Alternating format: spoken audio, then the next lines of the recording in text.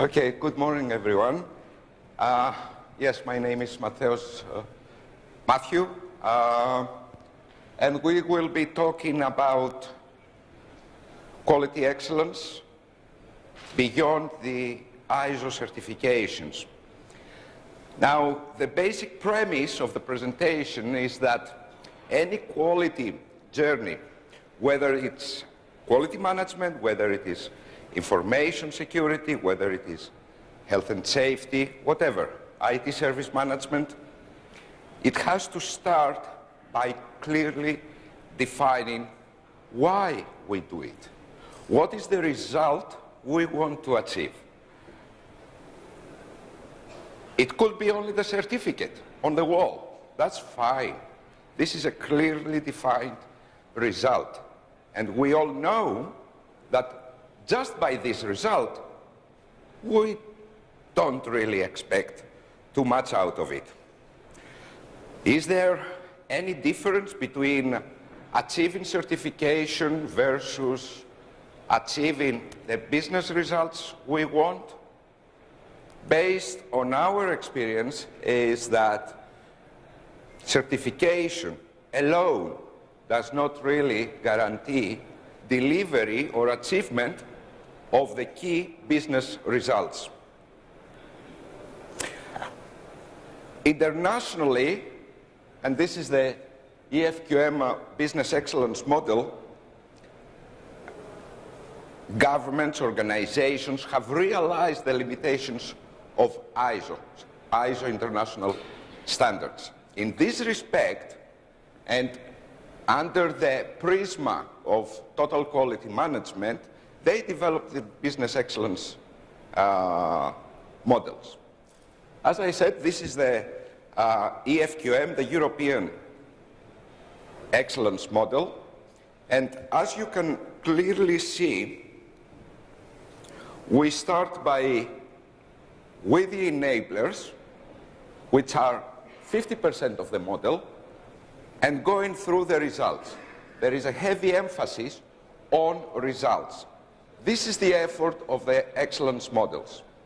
Emphasize, coordinate all efforts within the organization to deliver key results, whether these results are people, customer, suppliers, or actual business results. And in this case,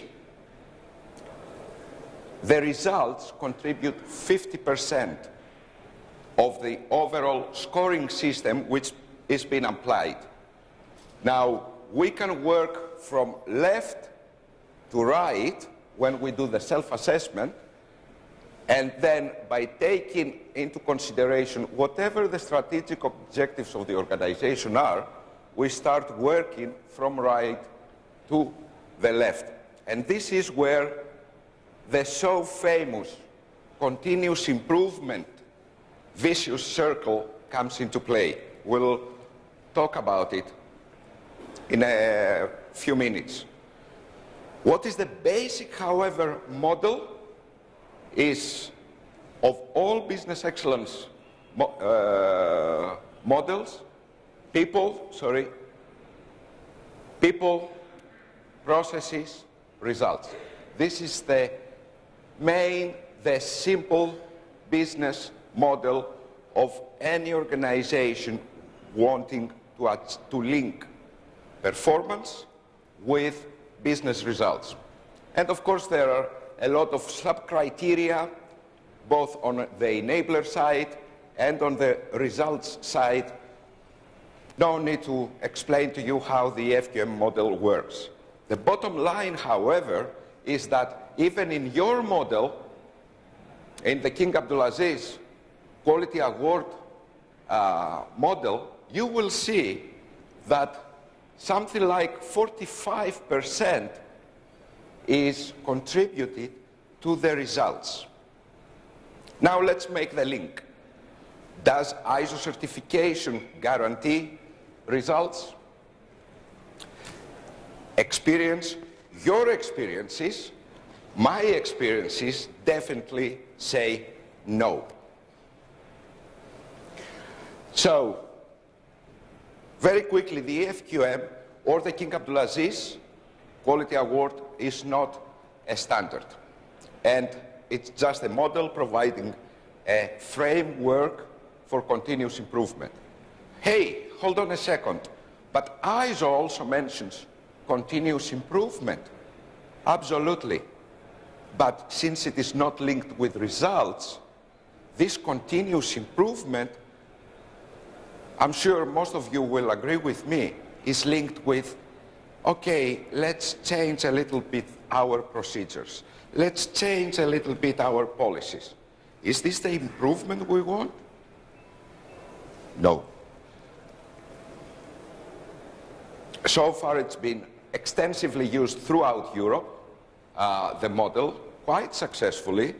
And surprisingly enough, although I come from Greece, I have to admit that there are a lot of companies in Turkey who have been awarded the EFQM Business Excellence Award.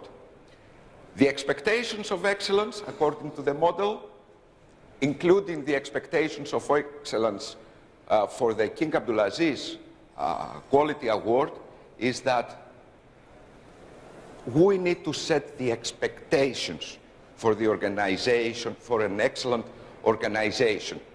And we definitely need to consider what should we do in the leadership area, what should we do in the people's area, what should we do in the suppliers and vendors, what about our social responsibility aspects. The dynamics, we have to be absolutely clear why we are doing this. Implementing a business excellence model is not an easy, implementing an ISO, yes, you can do it in a frame time of what? Give me some examples. 2 months, 3 months, 4 months, 6 months, depending on the size and the complexity of the organization. 1 year, probably, and you have the certificate. Business excellence, if the organization really wishes to go for the award, then it needs a continuous effort with proven results for 3 whole years as a minimum, so that the organization can show the trends of improvement. Key tool which is used, and I believe that this tool has also been adopted by the King Abdulaziz Quality Award, is the radar. So again, the key here is results. Focus on the results the organization wants to achieve. And in order to achieve these results, we need to create, to develop, to set up the approaches we need to have in place. Deploy them systematically and assess and review. This is the continuous improvement.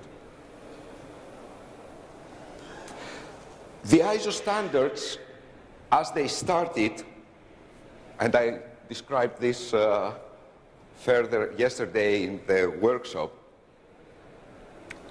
initiated from the American aerospace industry, we moved into the British Standards Institute, which issued the very first quality standard in 1979, which became an international standard almost 10 years later. What was the focus here? Quality control. Heavy focus on quality control. No linkage whatsoever with results. In the 94 version, we started, and because of the introduction of the EFQM excellence model, we had a shift, and we started seeing an emphasis on the processes. But if you remember from the excellence model, the processes only contribute something like 10–15% to the overall scoring. Here, we had more emphasis. We included people, that we need to train people, okay? Here, again, we need to take into consideration how we manage our facilities and how we consider the needs of the shareholders. We expect the 2015 version to have emphasis on risk management and also on the need for the organization to seriously show that it takes into account the needs of the environment that operates within, whether suppliers, whether employees, whether shareholders, society in large. Still, there is a lack to link the standard with business results. Continuous improvement, I'm sure we all are very, very well aware of this. We hear it all the time. We need to improve, we need to improve. Therefore, and we know that any improvement should result to a beneficial change. It is a change. Improving our documentation, that is not really a change, is it? Anybody disagrees with this? As a result of the continuous improvement, we see organizations starting various projects, whether in the HR field, the IT field. Let's have an SAP system. Let's have an ERP system in place. Okay? Many, many improvements, improvement initiatives. But at the end of the day, how do these improvement initiatives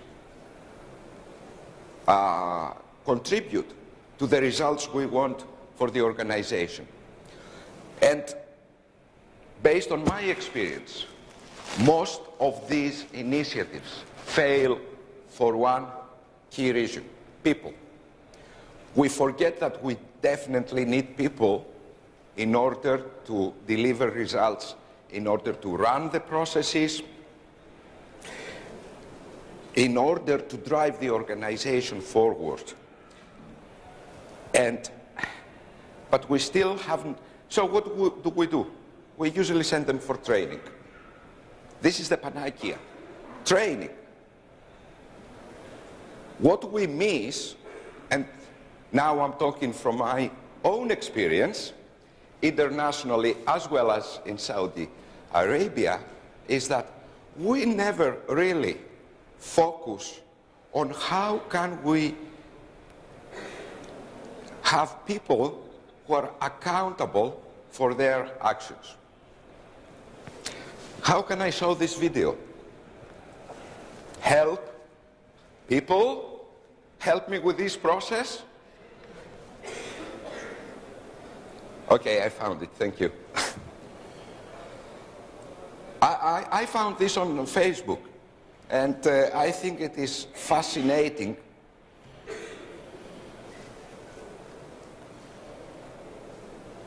No voice.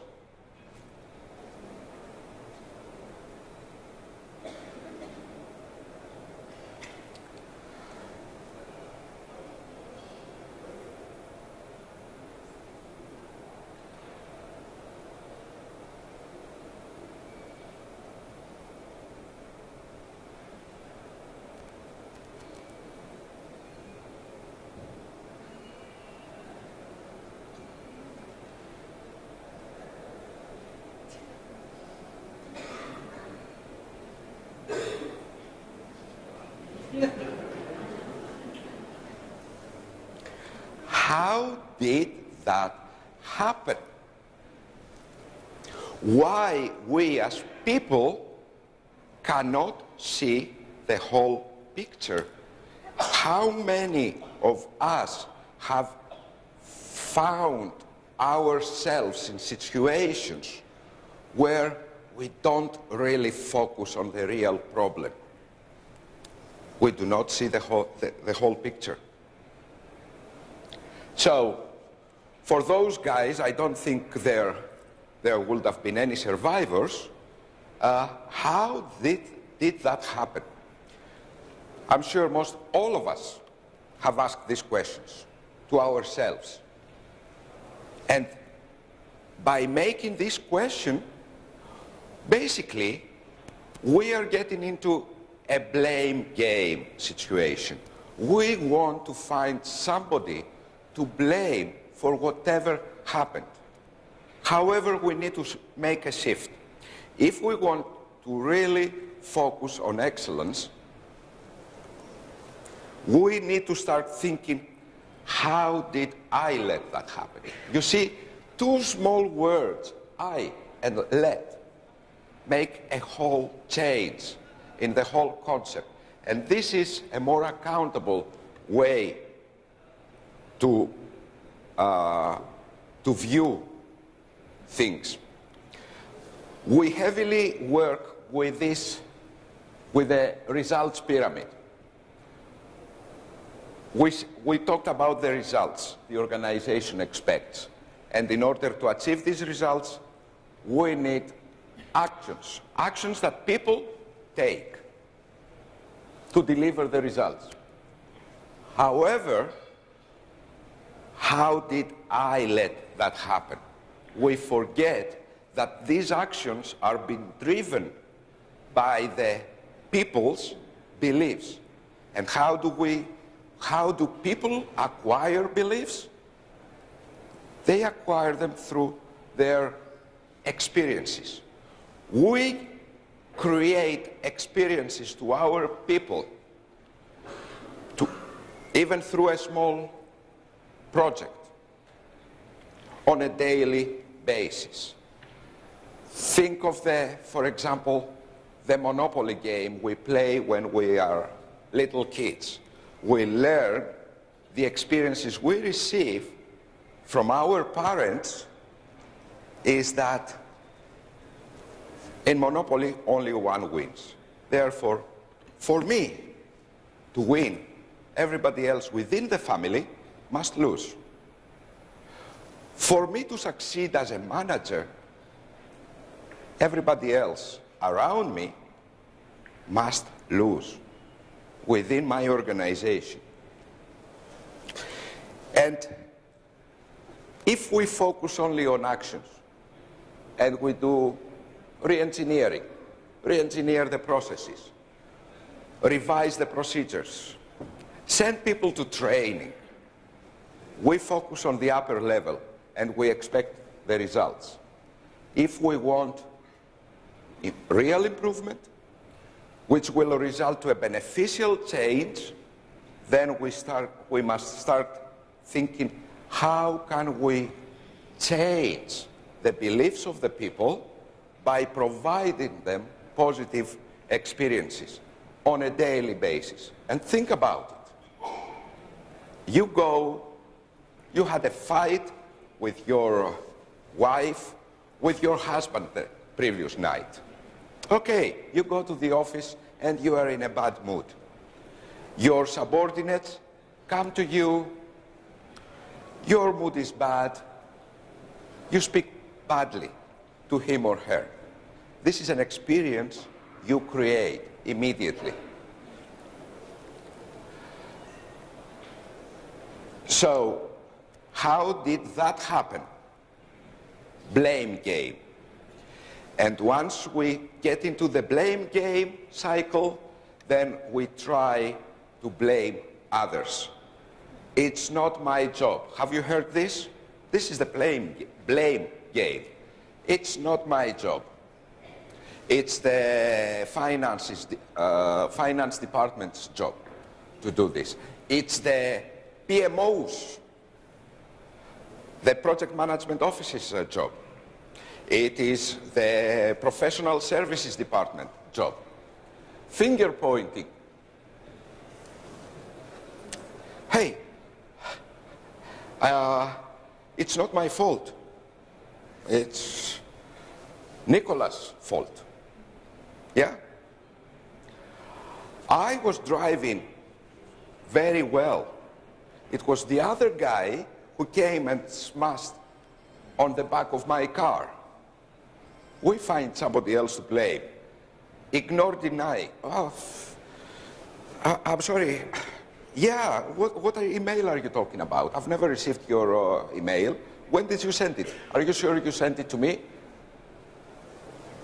Cover your tail.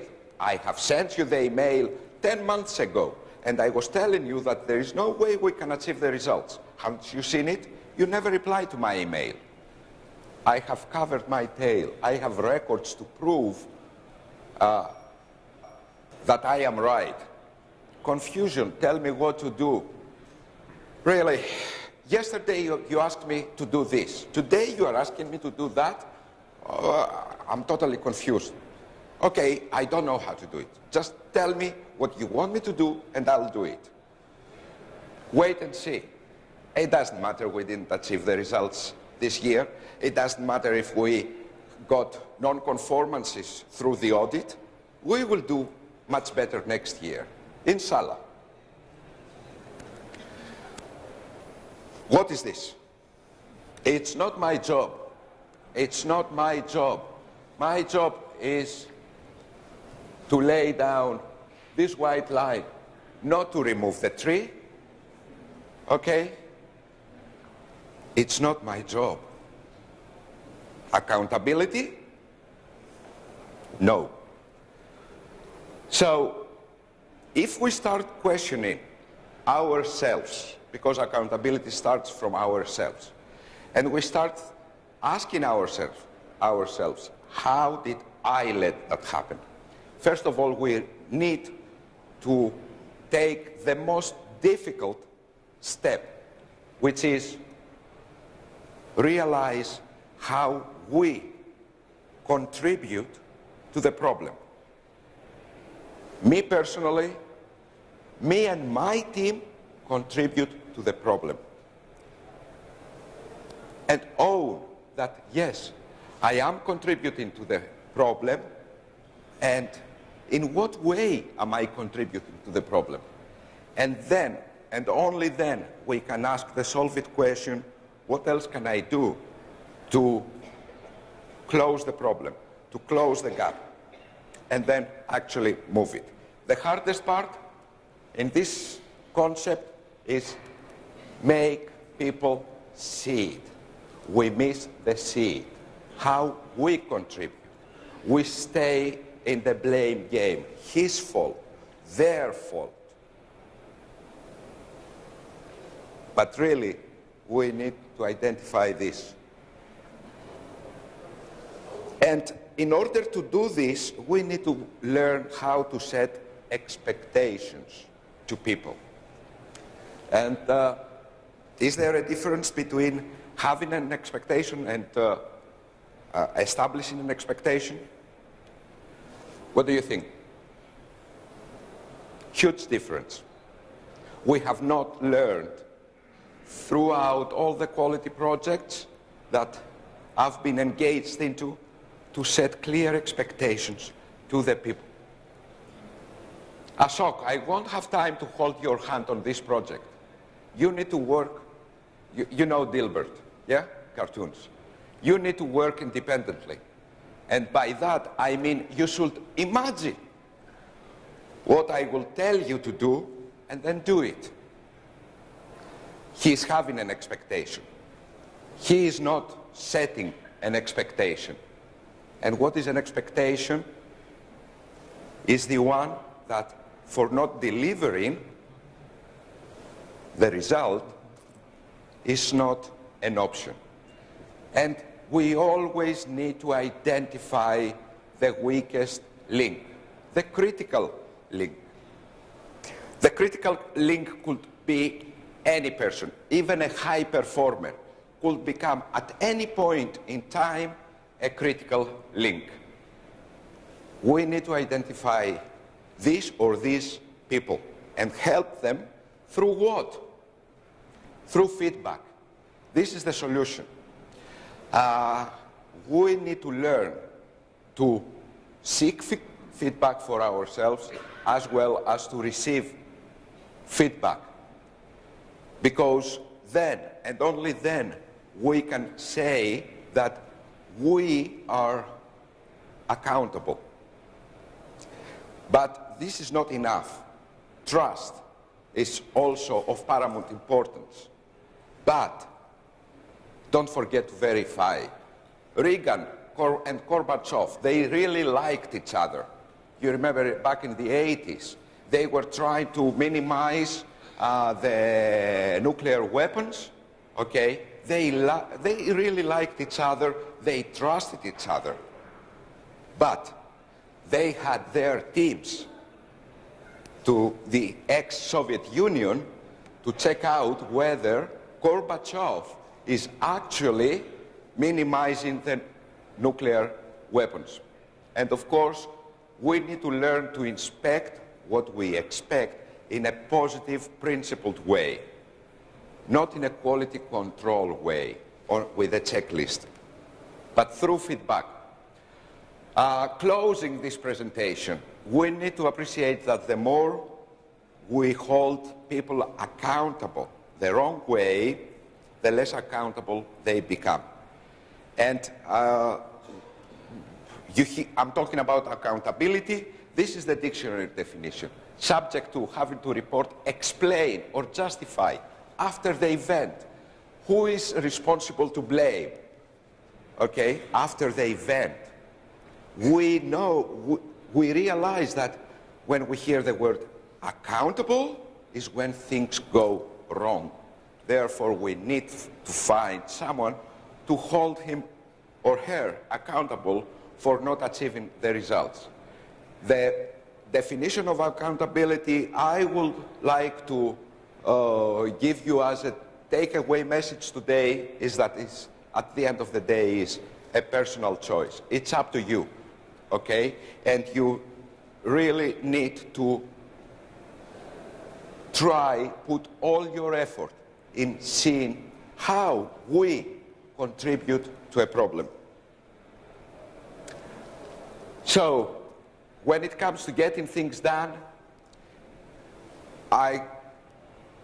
quality excellence, ISO certification, whatever, if you don't get accountability right, then most likely you will not get anything else right, and for sure you will not have the results you want to achieve. We all know that there are four kinds of people: those who make things happen, those of people who watch it happen, people who wonder what happened, and people who never knew what hit them. We want to focus on this. We want to become people who make it happen. And we can do that through accountability, by assuming, first of all, ourselves full accountability for our actions, thoughts, and then putting all the effort needed to convey this message to the rest of the people through feedback, through positive inspection, through positive trust. Thank you.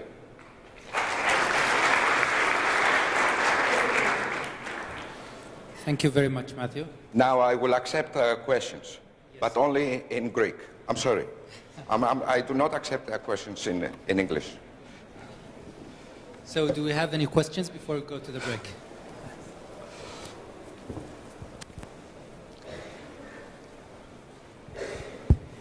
There is a gentleman over there.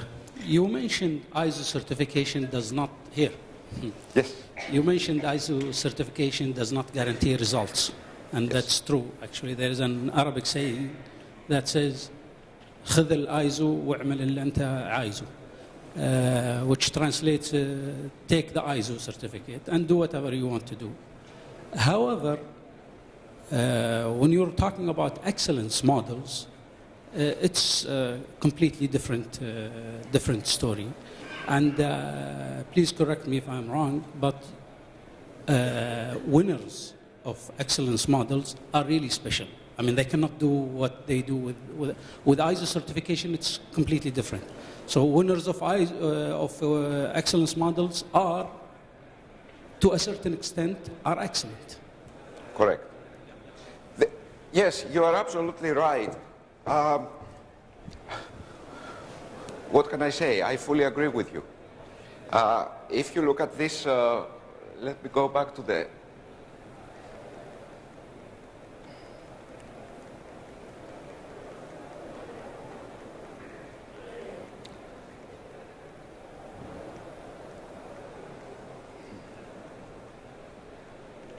Okay, we are getting there.